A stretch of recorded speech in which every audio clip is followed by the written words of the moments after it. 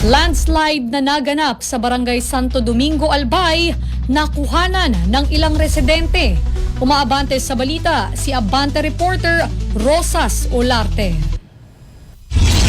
Sa video, nakuha ng residenteng si Brenda Caharo ng Barangay Buhatan, Santo Domingo, Albay ang naganap na landslide sa kanilang lugar bandang alas 10 ng umaga kahapon.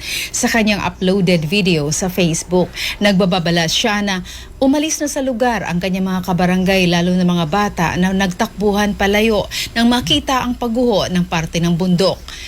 Malapit sa dagat ang landslide area. Ayon sa mga opisyal ng barangay, 3 umanong kabahayan ang natabunan ng landslide. Walang nai-report na nasaktan dahil agad nakatakbo ang mga residente at mga nakatira sa loob ng bahay habang iniulat na sumuot naman sa ilalim ng lababo ng kusina ang ilang individual at agad na ilabas matapos ang insidente. Rosas Olarte, Abante.